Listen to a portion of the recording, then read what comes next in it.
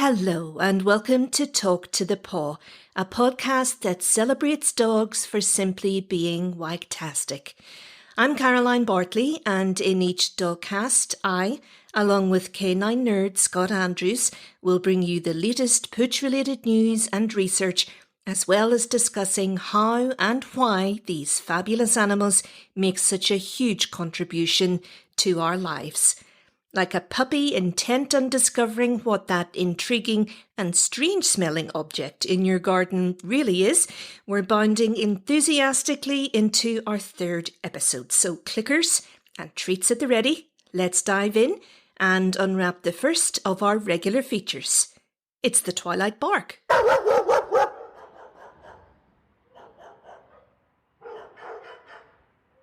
So, what news story has caught our eye for this episode? Well, The Guardian reports on new legislation to be introduced in Germany, which means dog owners will, by law, have to walk their animals twice a day. The Dogs Act, drawn up by the country's Agriculture Ministry, has been drafted in response to findings which suggested Germany's 9.4 million dogs weren't getting the exercise or stimulation they need. Under the new regulations, owners will have to exercise their dogs for at least an hour every time they venture out for the mandated twice daily walk. Agriculture Minister Julia Klöckner justified the legislation, citing scientific evidence which showed dogs need a, and I quote, sufficient measure of activity and contact with environmental stimuli. The law will prohibit dogs being left home alone all day and being tethered on a chain or a lead for long periods, and the authorities in each of the 16 German states will be responsible for the new legislation's enforcement. So, Scott, on the subject of enforcement, how can this be tackled on a practical level? It's going to be very difficult, as enforcement often brings its own problems.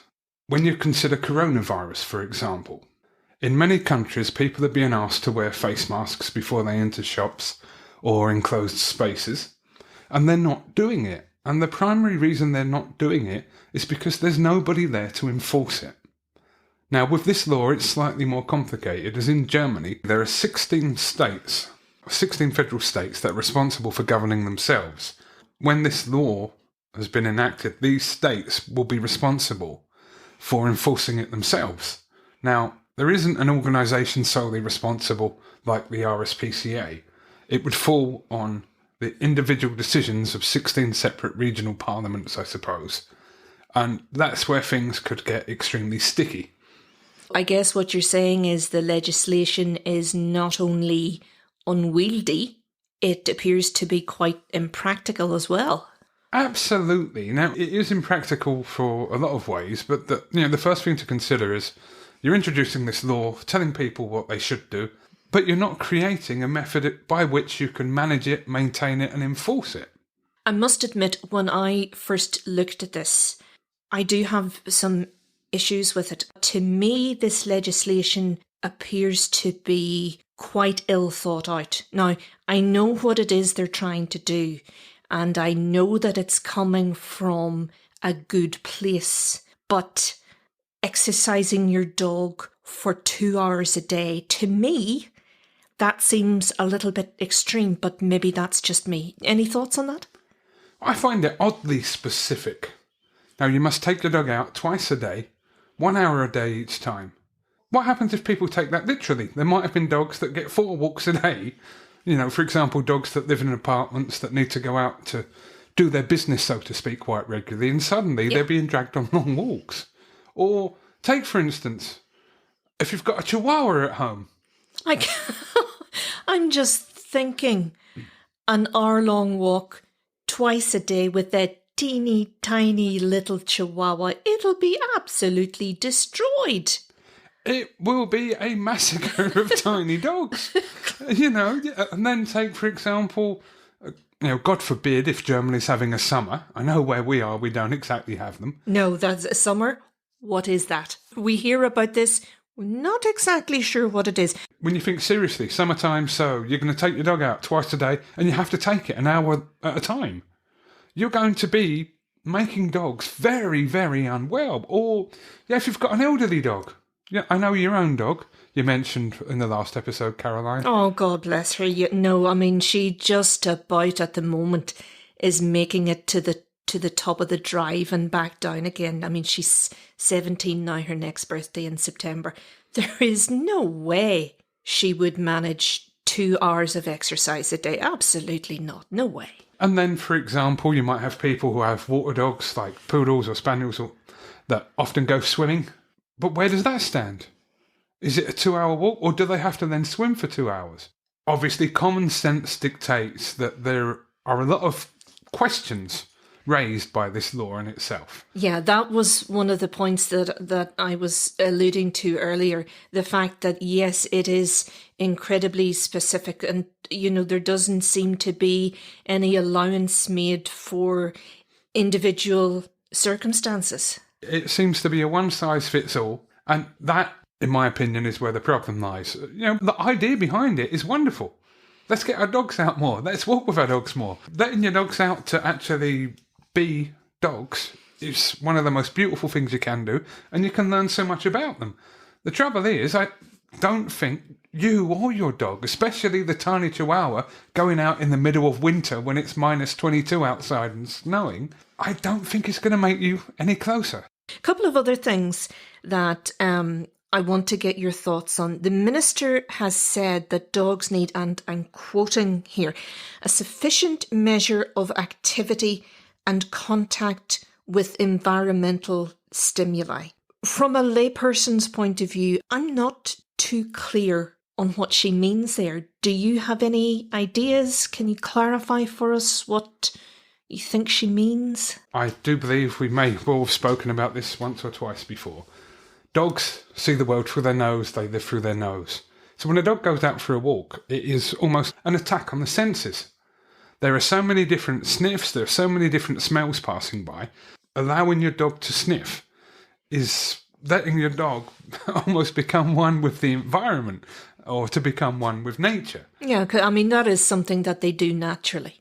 You see your dog even just out in the garden. Your dog does that naturally. The problem is, the dog owners often prevent the dog from doing that. Yeah. I'm pretty sure every one of us has been guilty of this. It may have been getting up a little late for work, or not getting out with your dog earlier enough. Absolutely. Or having an urgent appointment and thinking, I'll just pop out round the block with my dog before I go.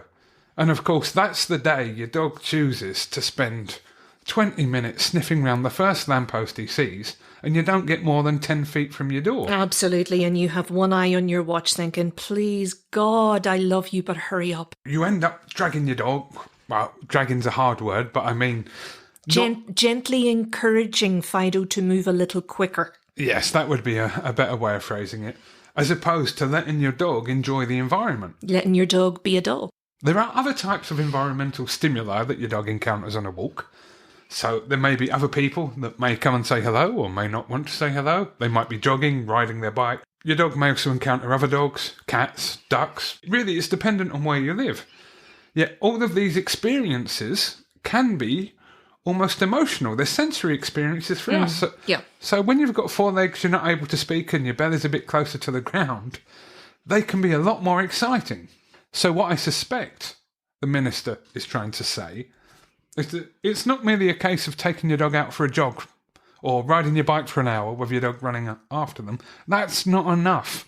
You need to allow the dog to engage with its environment. And honestly, this will give you a happier, more contented dog.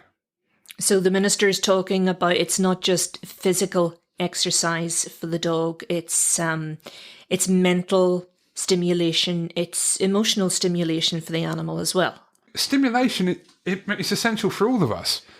A lot of behavioural problems stem from the fact that dogs are bored. You go back, even as, I suppose, recent as 100 years ago, most dogs had jobs. Okay. Mm-hmm. And as they become more domesticated, that aspect disappeared. But it means that dogs that were bred for very specific things, for example, retrieving or hunting, they're not able to do these things anymore. Yeah. So these dogs are bored. They don't have the stimulation. Now, there is more you can do to stimulate your dog, which I'm sure we'll cover in another episode. It's important to remember when you go outside, it's your dog's opportunity to engage with its environment. And for a dog, it's not just about going to use the bathroom. It's about sensory experience. It's about engaging with other animals that are in the neighbourhood. Unfortunately, via the medium of urine markings. But still, that's what they're doing. And I think this helps bring a sense of comfort and security to some dogs. For others, it might make them even more anxious. Are there any other positives that you think this legislation will bring? Well, one aspect that is sneaking under the radar in the media reports is the fact that this Dogs Act, I believe it was called, That's right, yeah. is introducing a ban on chaining dogs or tethering dogs. That's right, yeah. Now, this is extremely important for a number of reasons. Primarily, if you go back a good few years, there was a book written called The Pitbull Placebo. Now, this book studied dog attacks in the United States over about a 70-year period.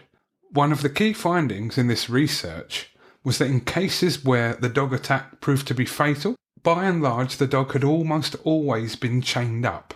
So this has proved that there is a clear link between chaining your dog and dog aggression. And hopefully this law is going to tackle that head on. I think it's quite important to come back to this issue about exercise and what is the right amount of exercise for your dog, because obviously everybody's situation will be different and every dog is different. Now, this is a question for the ages because many people have had different theories on it, but there's never been any research that directly tells you whether they're right or wrong. Yeah, and I think this is really where some of the confusion abounds and is necessarily going to arise from this specific piece of legislation, which is why I'm coming back to it.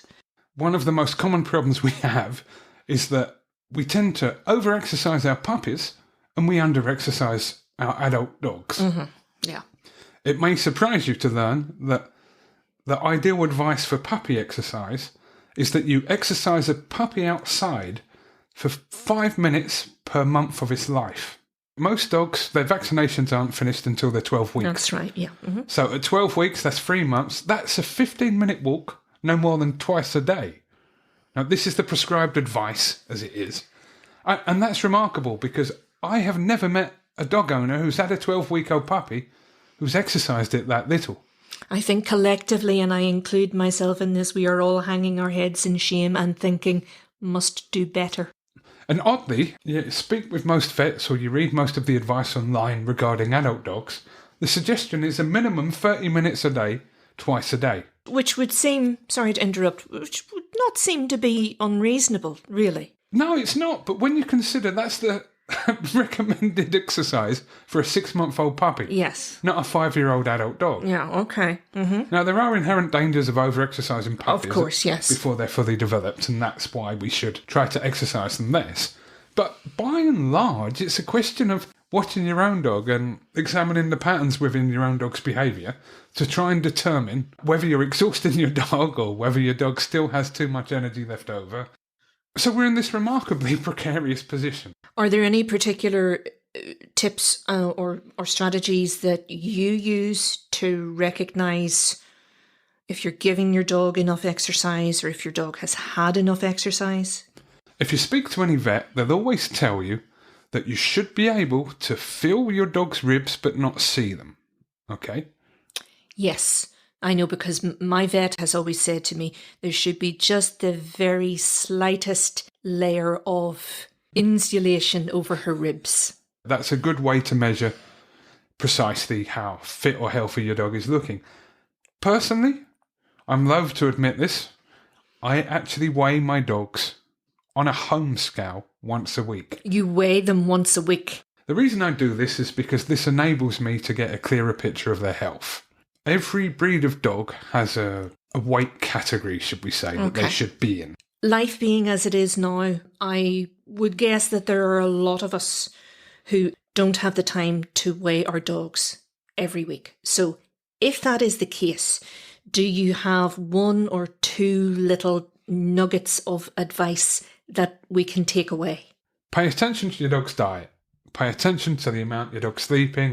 When you're out, remember, exercise is not just about walking around in circles. For your dog, it's the opportunity to interact with the environment. Let your dog sniff. Let them sniff and they'll come home happier. And finally, if you're trying to work out, am I exercising my dog enough? Look to your dog's behaviour for clues. The answer will be there.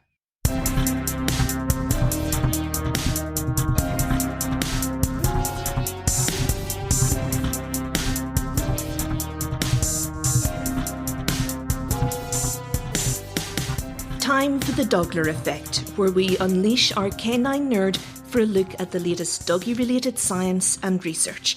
Our laboratory has been deep cleaned and we're practicing the necessary government-mandated socially distant protocols. Scott, what's under the microscope this time round? Fearfulness in dogs. And take us through some of the findings. There has been a recent study published in Science Daily from the University of Helsinki. The study itself is part of Professor Lohi's wider Academy of Finland project, which investigates a number of things such as canine behaviour and environmental and genetic factors and metabolic changes, etc., etc.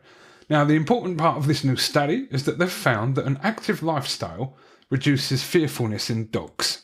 There are a number of fears that are very common that you can find in a vast array of dogs, such as noise sensitivity, fear of novel situations, and, for example, fear of slippery surfaces and fear of heights are all common behaviours among dogs. What the University of Helsinki did was an enormous, incredibly impressive behavioural survey of nearly 14,000 dogs. And what they discovered was that these non-social fears are associated with factors relating to the dog's living environment, its lifestyle and its breed. So does the survey indicate any common causes for fearfulness? The major cause that they've identified is insufficient socialisation in puppies. I don't know if you recall, but previously on our podcast, we've spoken about fear periods in dogs. Do you remember what age that was? I remember for German Shepherds, it seemed to come in at around 6 weeks. Close, 5. As a general rule, most dogs experience this period at around 8 weeks, when these novel situations that used to be exciting suddenly become quite terrifying. Additionally, there are a number of fearful behaviours that have been identified with this insufficient socialisation. Again, loud noises, different surfaces, transparent stares. What they found was, if a puppy was insufficiently socialised and didn't have enough exposure to these different surfaces or situations, obviously they displayed fear. Yet when they put another dog with that puppy, it reduced the occurrence, so they weren't so fearful.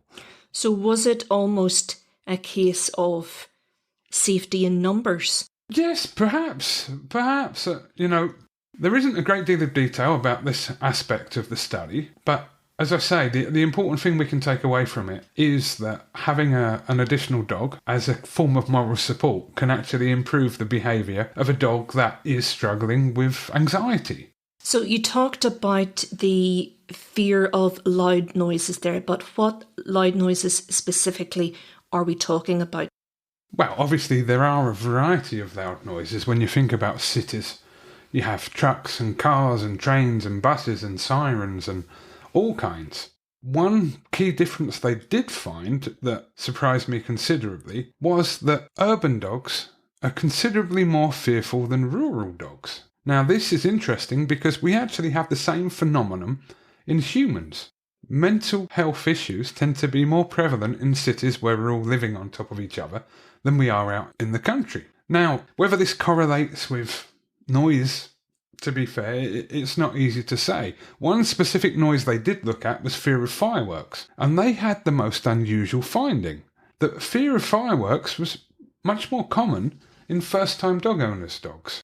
So you have these two specific elements that, to some degree, are clearly owner-directed. A first-time owner, it did mention fear of fireworks, and oddly, fear of surfaces was something that come up with first-time owners. But the secondary consideration is that dogs struggle more in the city. Again, that could be noise, that could be surface, that could be smell. And one of the strangest aspects of the study altogether regarded non-social fearfulness. What is actually meant by non-social fearfulness?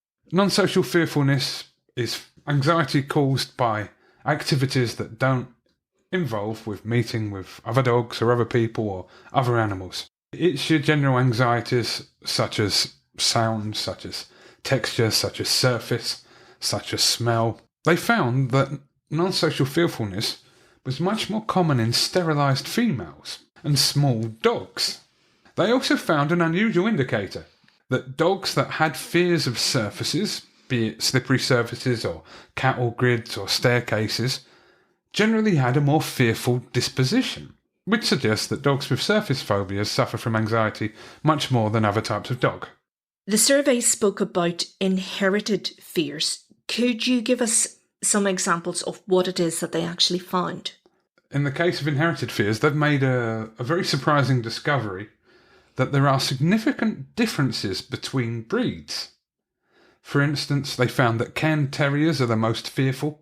Quite surprisingly, the least fearful dog in their survey was a Chinese crested dog. I don't know if you've seen them. Those are quite small, aren't they? Quite small, very often with funky punk rock haircuts. So are we talking about a little bit of small dog syndrome? Well, quite the opposite, because if small dog syndrome was a generalised thing, Chinese crested dogs should be fearful. Now, I don't know if it's because they've learnt Kung Fu or their Mohicans give them strength, but they are amongst the least fearful dogs. Now, there are some variances in the non-social fears in individual breeds. For example, the Queen's favourite. The Welsh Corgis. Yes, and they are unusually fearful of noise, but have almost no fear of surfaces. Surprising. Any indication why? No, it might be because they're so much closer to the ground than other breeds of dog that it doesn't really alarm them as much. They also found that mini schnauzers, chihuahuas, and Labradors were much more fearful of surfaces, but less so of noise. So you have these different breeds displaying different aspects of fear, and what they suppose is that the differences in breed support the idea that fearfulness is inherited. We want this dogcast to be as interactive an experience as possible, so please get in touch. You can talk to the paw on Facebook, www.facebook.com/talk2thepaw pod, Twitter @talk2thepawpod, email info@talktothepaw.co.uk, and all the podcasts are available to listen and download on Apple Podcast, Spotify and Google Podcasts.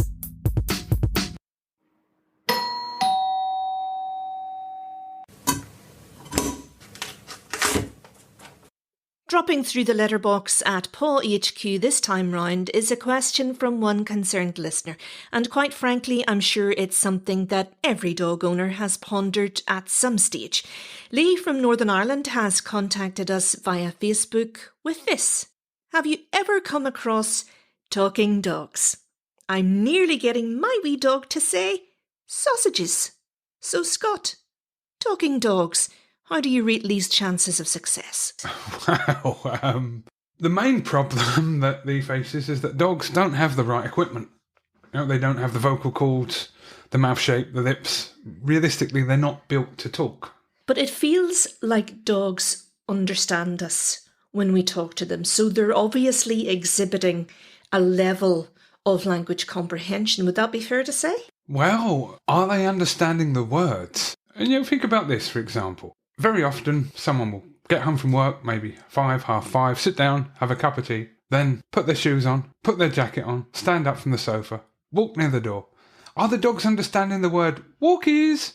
Or are they understanding the fact that every single day when you take them out, you go through exactly the same routine at the same time? Dogs are not just, I'll phrase it this way, not just interpreting the language, but they're using a variety of other cues to anticipate what it is that you're going to do. Yes, they are indeed. So they're using our body language. Dogs also have a sense of time. They also have a memory for routine. So they are looking at the complete picture and not only the words that we use. If I can play devil's advocate, are you telling me then that dogs can't acquire a language? No. Don't get me wrong. Dogs do acquire language, and remarkably, they do it in a very similar way to children. Have you ever heard the term fast mapping? I'm not familiar with that, no. So when babies or small children learn language, they don't sit down and look through a dictionary, or they don't go to a classroom. They're put in a wide variety of situations where they have to try to infer or interpret what we're saying. For instance, the first time you might be actually telling your child who's grabbing at the remote control, you might be pointing at the object saying, "Give me the remote control." Now, I'm pretty sure that your child, who at 15 months, maybe 18 months, doesn't know what a remote control actually does, yet they learn the meaning of the word from that experience. There was a study done by a lady called Julia Kaminsky. The study was called Word Learning in Domestic Dogs, Evidence for Fast Mapping, where she encountered the most remarkable dog. How many words do you think a dog could learn? I would reckon, off the cuff, she picks a number out of thin air. 15. 15. The reason this dog was so remarkable, his name was Rico. The owner contacted Julia Kaminsky because Rico had learned, wait for it, drum roll please, 200 words. 200? Now, hold on a minute. When she claims that Rico had learned 200 words, what exactly did she mean? Right. No, that question is fair enough, and I'll tackle that head on, okay? Obviously, Rico didn't become a conversationalist. He didn't have the vocabulary within himself to discover the ins and outs of existential philosophy. But what the owner did do is teach him separate labels for 200 objects. So, for instance, in his toy box, he might have a yellow ball, blue ball, red ball, yellow octopus, pink octopus, and so on and so forth. When Julia was contacted by the owner, she decided the first thing she needed to do was test this and prove it. And the way they did it was very, very interesting. Eventually, they actually tested him on all the toys he knew, but primarily the test focused on taking him to one room where there'll be 10 toys. 8 of the toys belonged to Rico, which he knew the labels to. And there were 2 new objects that he'd never encountered before. Okay, 2 new ones, okay. So she then took him to another room where she asked him to retrieve one of the toys. In the beginning, she only chose familiar toys. So it might be, Rico, fetch the red ball. Now, the first 2 times she asked him to get toys that he knew, the reason being this ruled out the possibility of him bringing back new toys because he was attracted to them. Because, they were novel. They weren't toys that he'd interacted with. And then they would ask him to bring one of the new toys using a new label, a new formation of words that he hadn't experienced. Okay. So it could be, Rico, bring me the red helicopter. Maybe he didn't have a helicopter. Or maybe he did, but not in red. Okay. And he had to look through the remaining toys to try to assess or work out what toy was he being asked to bring. Okay. So there's an element of problem solving and trying to gauge if that particular word or combination of words was already in his lexicon. Yeah, in a similar respect to the small child I was talking about that had to work out that the remote control was the remote control because you were pointing at it without knowing the word.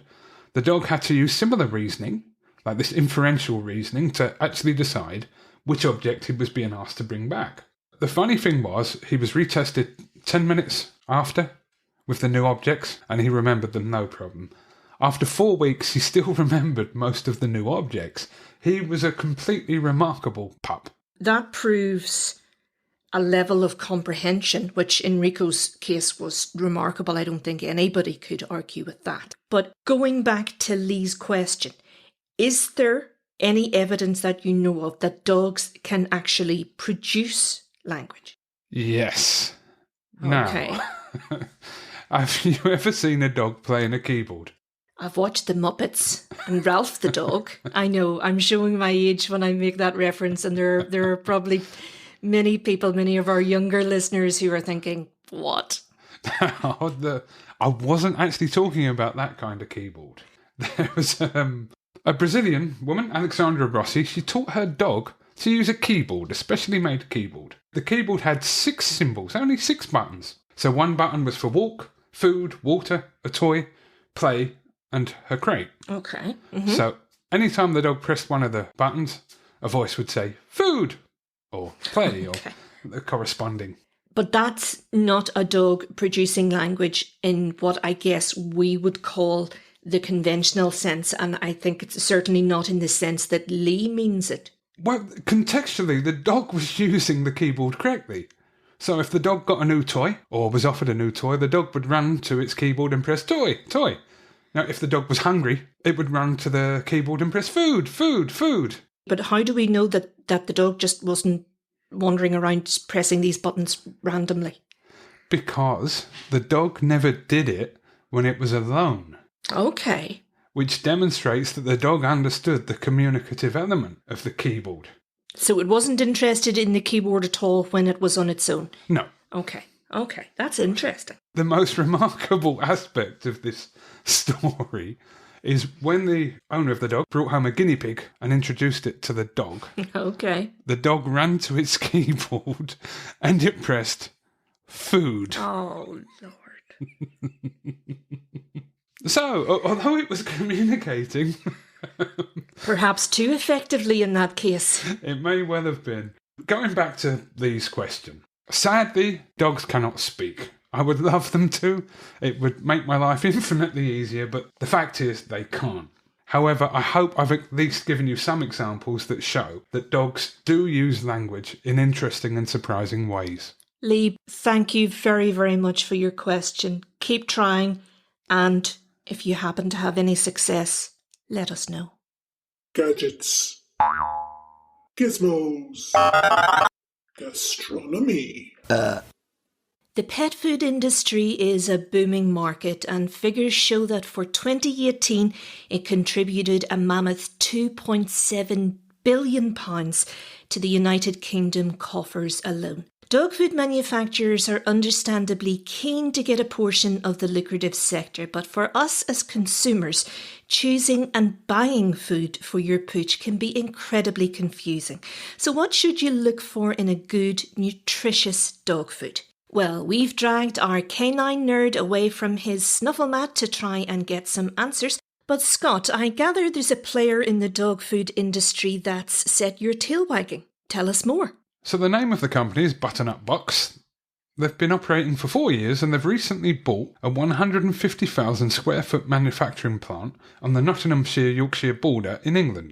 How did you hear about these people? And I take it that this is something that you're already using for your own dogs, is it? Oh, no, it isn't. Butternut Box, they don't deliver to my location at the moment. And if I can just chip in the interests of transparency, until you mentioned the company, I haven't been aware of them either. Tell us more about them. The thing that caught my attention is that their meals are prepared from fresh ingredients, using 60% meat, 40% veg, lentils and minerals. But I thought that all dog food was meant to contain a certain percentage meat constituent, or maybe I've been living under a misapprehension for all this time. Unfortunately, for a dog food to be labelled as with chicken, it only needs to contain 4% chicken. 4%? 4%. That is something quite astonishing. I think most of us would find that quite woeful, actually. I certainly wouldn't eat that for dinner. Jumping back to Butternut Box, so they are actually veterinary approved. Their meals are grain free, so when you order the food, it comes frozen in a little bag that you can pop in your freezer or defrost straight away. So, hold on. The food is frozen. I'm not entirely sure that I would be comfortable with the concept of giving my dog defrosted food.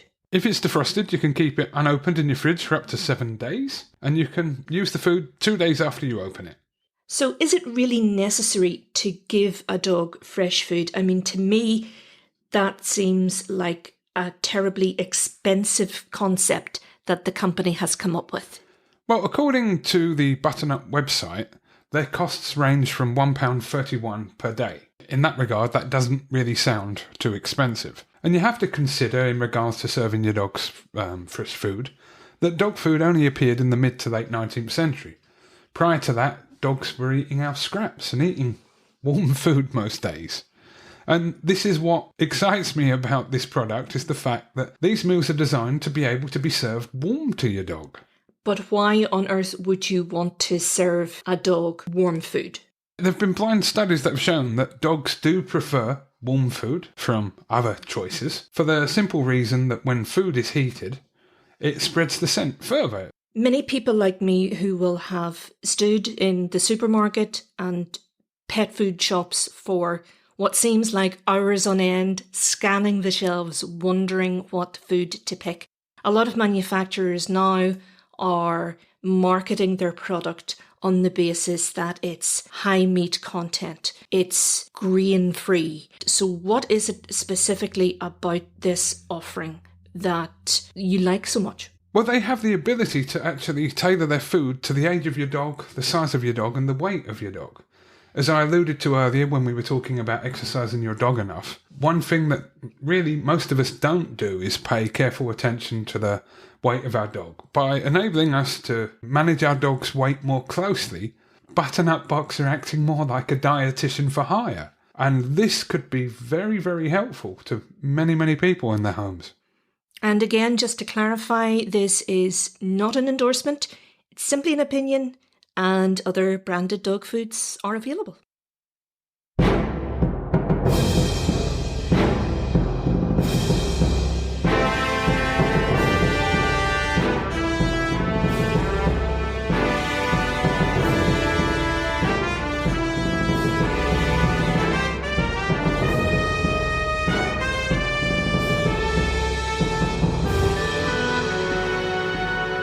Talk to the Paw, we love to bring you stories about those extra special dogs who've gone above and beyond to enrich our lives. And the Wagtastic Woof we're celebrating in episode 3 is an absolute star. Assistance dog Udo works alongside his owner Tony Jane, who suffers from an incredibly rare and debilitating genetic condition. The 2-year-old yellow Labrador is a pillar of support to Tony Jane, whose condition means she's confined to a wheelchair and copes with constant severe fatigue and dislocating joints. Udo helps around the house with a variety of tasks, including carrying the meal, emptying the washing machine, and stripping the bed sheets. And his grateful owner freely admits this handsome boy has utterly transformed her life. So for you, dedicated doggy Udo, and for your fellow assistance dogs everywhere, a very well-deserved round of applause.